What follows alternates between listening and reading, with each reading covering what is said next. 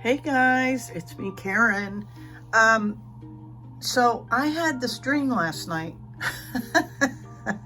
and it was pretty vivid, and it was actually about this most recent piece, this Ruby Zoisite. And it was like almost like a wizard showed up, I took it as an ancestor, and he said, "You need to up your game, girl." I'm like, huh? What? He's like, occasionally just up your game. And kept showing this. And I'm like, okay. So when I got up this morning, I went to all my supplies, and lo and behold, I had this little tin or cup container of some Ruby Zoisite faceted micro beads, and I want to say they're probably, well, they're not more than 2 millimeters, that's for sure, but let me measure them. They're really, really tiny. Oh, stop shaking hand. They're 3 millimeter. Oh, see, things look way smaller to me. And that's because I fumble so much. But anyway, so 3 millimeter faceted Ruby Zoisite. So I want to create like a pretty necklace with maybe just partial beads, because I don't want to, these are so delicate, I don't think it'd be a good idea to do the whole necklace with these. But I also looked and found, see, these are 4 millimeter. Let me double check those. Yeah, these are considered 4 millimeter. So isn't that shocking that they say this is 3 millimeter? So only 1 millimeter between these two. Let me zoom in so you can see. So yeah, this is sold pretty much as a 4 millimeter, and it's kind of in between. But this is a 3. That blows my mind. Anyway, what I'm going to do is I cut just about a 6-inch. Oh, let me tell you what I'm doing. So using those, using a little bit of chain, I'm using this Beadsmith beading wire. It's stainless steel, so it won't tarnish.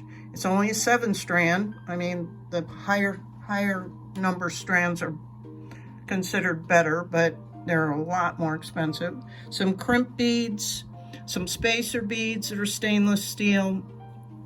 The little guardians I'll use, hopefully. I don't even know if I can use them because this chain is so small. We'll see. This is a sterling silver round closure, spring closure. I do have some sterling silver findings that I may or may not use, but yeah, that's about it. A little ruler. So I'm thinking like to use these in the center part, so because they're not near as delicate, these 4 millimeter, and use maybe 6 of those that will be exposed to the friction, of this piece moving, and then maybe a spacer bead, and then the micro beads up, I don't know, 1 inch or so, and then maybe another spacer bead, and then the chain. So I did one side already, because I won't remind you guys again that I struggle with the small stuff, so I didn't want you to witness me fumbling and dropping things, but this will be the pattern. So I think that'll be just enough. And so I'm gonna go in reverse now. So I'm gonna put 3 more of these 4 millimeters on this side. That'll take up the center. Then I'll be doing this one little, that's probably a 3mm. Another little spacer on the other side of here. Then I'm going to do 9 more of the faceted. Then another larger, it's got it's a little bit larger spacer bead. Then I'll put the crimp on and crimp it to this side. So, I don't know, I can try it, you guys, on film, but it's difficult for me to see and all that.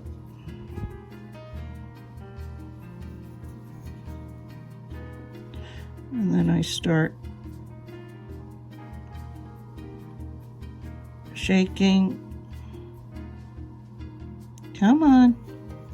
Okay, so then next comes this little bead.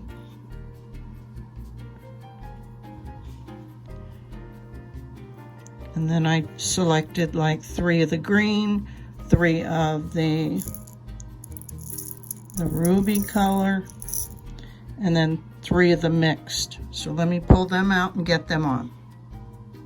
Okay, now for you guys that have done beading before, you know that the last section is always kind of the hardest, because you want to leave a little bit of play, but you don't want a whole lot of this at the ends.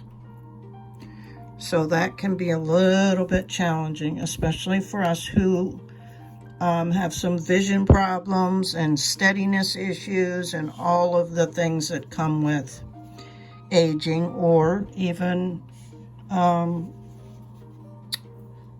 medical, conditions. So I'm going to put that last bead on, right, because that's what's down here. I'm going to go ahead and put the crimp tube on. I'm going to feed it through the last end, or the opposite, not the opposite, but the other end. And sorry if I was off camera, through this end of the chain. And then of course we have to feed this back through. And because these have really tiny holes, I doubt that they'll go through. Like, some people like to feed this through, back through some of the beads. But I doubt these beads, but they're so small, they're not gonna go. So I'm not gonna try, because I don't want to break them.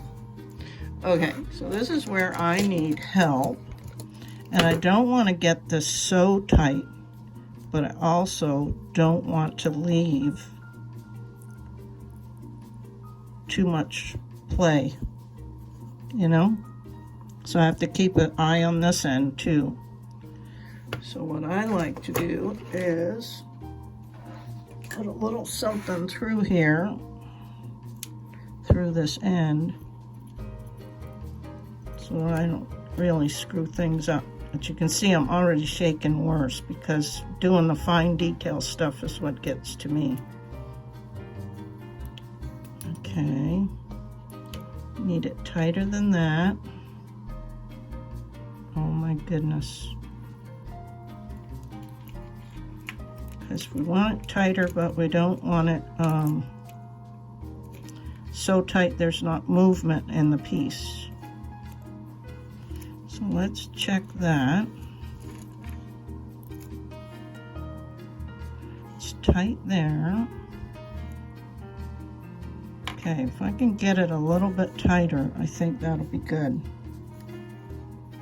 So I'm going to hold this way, so that I get it a little tighter, but not super tight. And I'm just pulling. Yes. Okay. Now I'm going to go ahead and crimp, which again, this can be a little challenging because I can't see. Because the key to crimping, as you all know, when you use this back section where that clamshell is to crimp, you want each end of the wire to kind of be open, like one wire going this way, one going this way, so that when you crimp it, I don't even know, they're so small, probably I can't demonstrate that to you. But you can look it up on some other beaters that don't have the shakes. So ideally, you like to be able to make sure they're separated so that when you smash them, you're sure that they're on opposing sides. But because I can't, I won't. So I'm just going to be happy with getting it back there, smushing it down. You can see we've got that divot in there, and then we take this front section and fold it over, and you can kind of go around, and I think they've gotten better at making these crimps and stuff, but you can go around and kind of make them round. But ideally it's nice to have like a wide mouth bead that would go over this, and I did try that. The next size bead up that I had went over the whole thing onto the chain, so that wasn't going to work. Okay, and now I'm just gonna cut this off and make sure I don't crimp or cut the wrong one. Hold this. See, all this stuff is really hard for me, guys, but I do my best. I'm gonna have to have a talk with that wizard. Say, what were you thinking? As much as I'd like to do this stuff, it's really hard. But maybe that's what he wants me to push myself.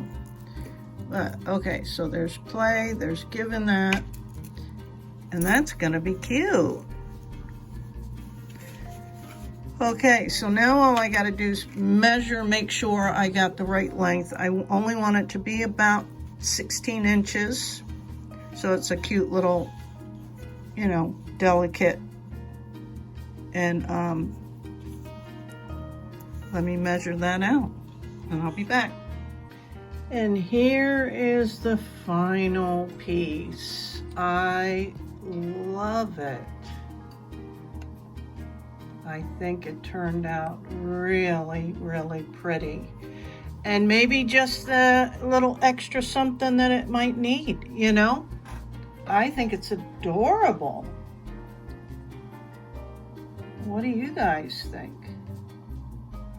These things, like I said, are hard for me, and unfortunately I wasn't able to use a lot of the sterling silver components, which, you know, I would be honest about. That it's, you know, created with stainless steel chain and the lobster claw. But cute, cute, cute. So anyway, that was just a quick little video that, yes, I can do that beading stuff, but whew, it really is hard for me. Like, my neck is killing me. And yes, I also, in case anybody thinks, you know, I also wear these big old Optivision glasses, magnifying jeweler's glasses. So that's in addition to that, and my regular glasses. But it's just hard. It's just hard. And then the shaking and all that nonsense. But I do the best I can, and I love this. So thank you to my ancestor, whoever that wise wizard was. I do appreciate those cool dreams that come to me pretty frequently. Yeah, because I create intuitively, so you guys know that is part of my business name. So signing off, you guys. Have a happy, happy Easter, and I'll try to get this loaded up by tomorrow, maybe even later tonight. So have a wonderful weekend. The contest ends tomorrow night. I mean, the giveaway. midnight Eastern time, and I will be announcing the winner of the giveaway for U.S. citizens only on Monday, April Fool's Day. Okay, guys, have a great weekend. Love you guys. Bye.